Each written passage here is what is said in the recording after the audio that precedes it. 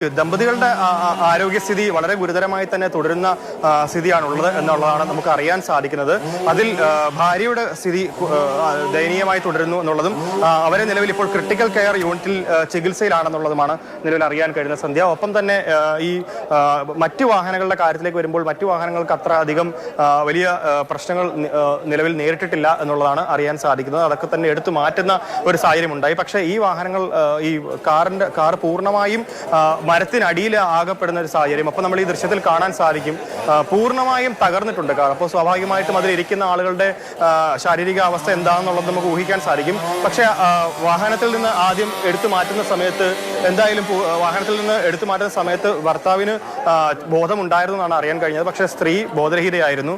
ഒപ്പം അവർക്ക് വലിയ ഗുരുതര പരിക്കുകളുമുണ്ട്. എന്തായാലും ഇപ്പോൾ ആശുപത്രിയിൽ എത്തിയതിനു ശേഷം ഇവർക്ക് രണ്ടുപേരെയും ക്രിട്ടിക്കൽ കെയർ വിഭാഗത്തിലേക്ക് തന്നെ മാറ്റിയിരിക്കുകയാണ്. രണ്ടുപേർക്കും പൾസ് അടക്കം കിട്ടുന്നില്ല എന്നുള്ളതാണ് അറിയാൻ സാധിക്കുന്നത്. ഇവർ എവിടെ നിന്ന് വന്നതാണെന്നടക്കമുള്ള കാര്യങ്ങൾ പൂർണ്ണമായും അന്വേഷിച്ചു വരുന്നതേ ഉള്ളൂ. ഇപ്പോൾ നിലവിൽ എന്തായാലും ഇവരെ ക്രിട്ടിക്കൽ കെയർ യൂണിറ്റിലേക്ക് മാറ്റിയിരിക്കുകയാണ് സന്ധ്യ. ഗൂഗിൾ, ഈ മരം ഇത് സാധാരണ ഒരുപാട് വണ്ടികൾ പോകുന്ന ഒരു റോഡാണ്. ഈ മരം കടപുഴകി വീണ മരം ഒരുപാട് പ്രായം ചെന്ന പഴക്കമുള്ള ഒരു മരമാണോ? മരം മുറിഞ്ഞത് സന്ധ്യ, ഇത് കൃത്യമായി പറഞ്ഞു കഴിഞ്ഞാൽ ഇവിടെ മുൻപ് തന്നെ വൻ മരമാണ്. അപ്പൊ സ്വാഭാവികമായിട്ടും അത്തരത്തിൽ കടപുഴകാനുള്ള ഒരു സാഹചര്യമുള്ള ഒരു മരമല്ല, കടപുഴകി വീഴാൻ സാധ്യത ഉണ്ടായിരുന്ന ഒരു മരമല്ല. പക്ഷേ ഇന്ന് വൈകുന്നേരത്തോടുകൂടി കനത്ത മഴയും കാറ്റുമായിരുന്നു ഉണ്ടായിരുന്നത്. ആ കനത്ത മഴയിലും കാറ്റിലുമാണ് ഇത്തരത്തിൽ മരം കടപുഴകിയെന്നുള്ളതാണ് നാട്ടുകാരടക്കം പറയുന്നത്. എന്തായാലും ഈ വാഹനം പൂർണ്ണമായും തകർന്ന ഒരവസ്ഥ തന്നെയാണ് നമ്മൾ ആ ദൃശ്യങ്ങൾ കാണുമ്പോൾ മനസ്സിലാകുന്നതാണ്. ഈ കാറിന്റെ അവസ്ഥ, കാറിന്റെ മുകൾ ഭാഗത്തേക്ക് തന്നെയാണ് മരം പതിച്ചത്. അത് ഈ ഡ്രൈവർ ഇരുന്ന ഭാഗത്ത് വലിയ രീതിയിൽ മരത്തിന്റെ ചില്ലകൾ അടിച്ചിരുന്നില്ല. പക്ഷേ മറ്റു ഭാഗത്ത്, സ്ത്രീ ഇരുന്ന ഭാഗത്താണ് അത്രത്തോളം ആഘാതം ഉണ്ടായത്. കാർ പൊളിച്ചു തന്നെയാണ് ഇതിൽ ഭാര്യയെ പുറത്തെടുത്തത്. ഭർത്താവ് വാഹനം ഇടിച്ച സമയത്ത് തന്നെ, അത് വാഹനത്തിന് മുകളിലേക്ക് ഈ മരം വീണ സമയത്ത് തന്നെ അദ്ദേഹം ഇറങ്ങാനുള്ള ഒരു സാഹചര്യം ഉണ്ടായിരുന്നു. പക്ഷേ ഭാര്യയ്ക്ക് അത് ഉണ്ടായിരുന്നില്ല. അവരെ പിന്നീട് മണിക്കൂറുകളുടെ പരിശ്രമത്തിനൊടുവിലാണ് ഈ ഫയർഫോഴ്സ് പുറത്തെത്തിക്കുന്നത്. ആദ്യമേ ഭർത്താവിനെ ആശുപത്രിയിൽ എത്തിക്കാൻ സാധിച്ചു. പക്ഷേ ഭാര്യ ഇത്തരത്തിൽ മാറ്റാനുള്ള ഒരു സാഹചര്യം ഉണ്ടായിരുന്നില്ല എന്നുള്ളതാണ് അറിയാൻ കഴിയുന്നത്. എന്തായാലും ഇപ്പോൾ നിലവിൽ ഈ കാറ് മാറ്റുന്നതിന്റെ ഭാഗമായിട്ട് വടം കെട്ടി കാർ ഈ പ്രദേശത്ത് നിന്ന് വലിച്ചു മാറ്റുന്ന ശ്രമങ്ങളുമായിട്ടാണ് മുമ്പോട്ട് പോകുന്നത്. ദൃശ്യങ്ങളിൽ കാണുന്നത് പോലെ തന്നെ കാറ് മാറ്റുന്നത് ഫയർഫോഴ്സ് സംഘവും ഒപ്പം നാട്ടുകാരും ഒക്കെ അടക്കമുള്ള വലിയൊരു സംഘാംഗങ്ങൾ തന്നെയാണ് ഇത്തരത്തിൽ പ്രവർത്തനവുമായി മുമ്പോട്ട് പോകുന്നത്.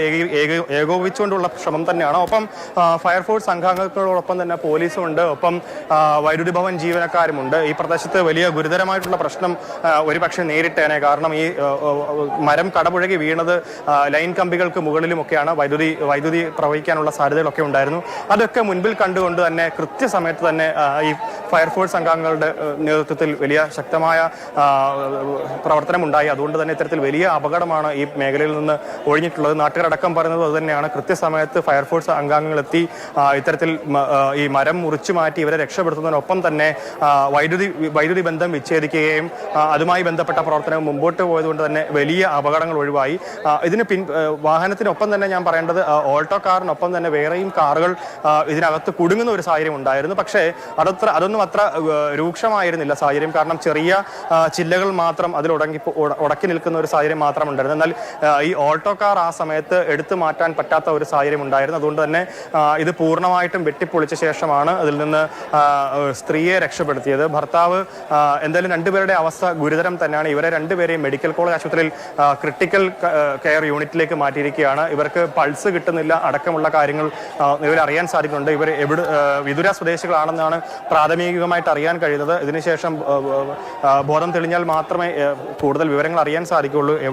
സ്വദേശം എവിടെയാണെന്നും പേര് വിവരങ്ങൾ അടക്കവും പറയാൻ സാധിക്കുള്ളൂ. എന്തായാലും 35 വയസ്സ് പ്രായം എന്നുള്ളതാണ് ഡോക്ടർമാർ അടക്കം പറയുന്നത്. എന്തായാലും ഈ പ്രദേശത്ത് വലിയ രീതിയിൽ ഗതാഗതം പൂർണ്ണമായും ഇനിയും മുൻപോട്ട് പോകണമെങ്കിൽ ഇനിയും സമയങ്ങളെടുക്കും എന്നുള്ളതാണ് അറിയാൻ സാധിക്കുന്നത്. വലിയ വൻ മരമാണ്. അതുകൊണ്ട് തന്നെ ഈ മരം പൂർണ്ണമായിട്ടും എടുത്തു മാറ്റിയതിന് ശേഷം മാത്രമേ ഇപ്പോൾ നിലവിൽ ഈ മരം മെഷീൻ ഉപയോഗിച്ച് കട്ട് ചെയ്ത് മുറിച്ചു മാറ്റുന്ന ഒരു കാര്യമാണ് നടക്കുന്നത്. എന്തായാലും ഇതുമായിട്ട് മുമ്പോട്ട് പോയാൽ തന്നെ ഇനിയും ഒരു 3-4 മണിക്കൂർ കൊണ്ട് മാത്രമേ പുലർച്ചയോടുകൂടി മാത്രമേ ഇവിടെ വാഹന ഗതാഗതം പൂർണ്ണ തോതിൽ പോകാൻ സാധിക്കുന്ന ഒരു സ്ഥിതിയുള്ളൂ.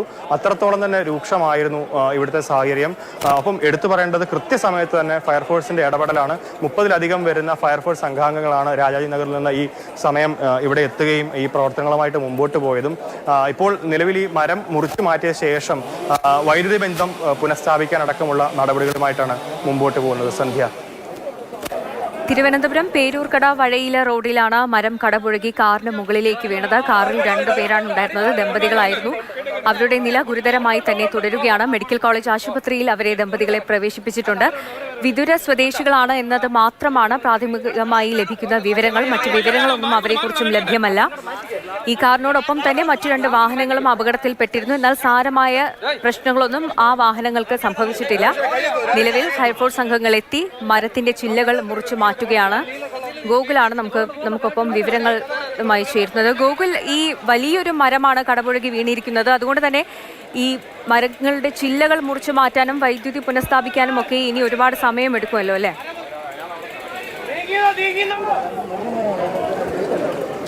സന്ധ്യ, തീർച്ചയായിട്ടും ഇതിനെയും മണിക്കൂറുകളുടെ പരിശ്രമം ഉണ്ടെങ്കിൽ മാത്രമേ, നമ്മൾ ഈ ദൃശ്യത്തിൽ കാണുന്നത് പോലെ തന്നെ മണിക്കൂറുകളുടെ പരിശ്രമം ഉണ്ടെങ്കിൽ മാത്രമേ ഈ ഇത്തരത്തിൽ ഈ മരം പൂർണ്ണമായിട്ടും മുറിച്ചു മാറ്റി വൈദ്യുതി പുനഃസ്ഥാപിക്കുന്നതായാലും ഒപ്പം തന്നെ വാഹന ഗതാഗതം പൂർണ്ണ തോതിലാക്കണമെങ്കിലും അത്രത്തോളം തന്നെ സമയം ഇനിയും വേണ്ടി വരും. കാരണം കഴിഞ്ഞ 1 മണിക്കൂർ മുൻപ് വീണ മരം, 1 മണിക്കൂർ മുൻപ് മാത്രം വീണ മരം എത്രത്തോളം പരിശ്രമത്തിന്റെ ഭാഗമായിട്ടാണ് ഇത്രയെങ്കിലും മുറിച്ചു മാറ്റി ഈ വാഹനം ഇവിടെ നിന്ന് എടുത്തു മാറ്റി എന്നുള്ളത് നമുക്ക് ദൃശ്യങ്ങളിൽ നിന്ന് മനസ്സിലാവും. അപ്പം അത്രത്തോളം തന്നെ വലിയ ഒരു പ്രവർത്തനമാണ് ഫയർഫോഴ്സിന്റെ ഭാഗത്തു നിന്നുള്ളത്.